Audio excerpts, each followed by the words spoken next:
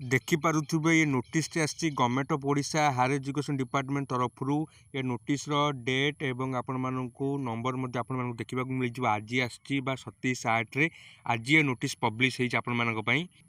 एवं ए notice subject रही revise guidelines and timeline for admission into phase 2 UG courses under SAMS for the academic session 2024 and 25 देखो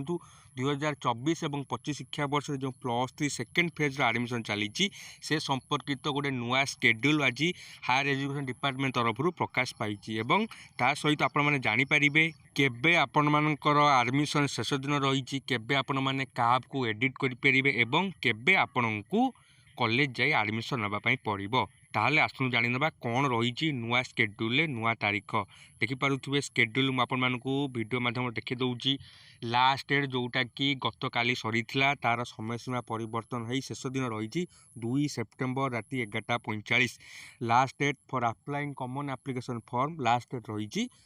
2 September 2024 बा सोमवार बुझीपारे एवं एडिटिंग ऑफ काप जदि आपण मैंने कॉमन एप्लिकेशन फॉर्म बा काप अप्लाई बेले किसी मिस्टेक करी जदि आपण मैंने एडिट करने को चाहते ताले 3 सेप्टेम्बर दिन 10टा ठारू आपण मैंने साम्स ओडिशा ऑफिशियल वेबसाइट निजर आईडी और पासवर्ड लॉगिन करी निजर एडिट करें एवं जदि आपण मैंने पूर्व किसी मिस्टेक करी आपण मैंने ताकू मध्य एडिटिंग करें the most important second selection sorry second phase fast selection प्रकाश पाइब 10 सेप्टेम्बर अपराह्न 4टा समय मन रखु जो मैंने +3 सेकेंड फेज अप्लाई कर फास्ट सिलेक्शन 10 सेप्टेम्बर अपराह्न 4 घटिया समय साम्स ओडिशा ऑफिशियल वेबसाइट प्रकाश पाइब एवं सेमानंकर डाउनलोड बा सॉरी इंटीमेशन डाउनलोड एवं एडमिशन डेट रही 11 सेप्टेम्बर दिन 10टा 13 सेप्टेम्बर संध्या 5टा मन रखिले आपण मानकर जदि सिलेक्शन होउचंदी आपण मानकर एडमिशन डेट रही 11 सेप्टेम्बर 13 सेप्टेम्बर बुझीपारे एवं वीडियो शेष सुधा आपण मानक आउ थे जन दूसरी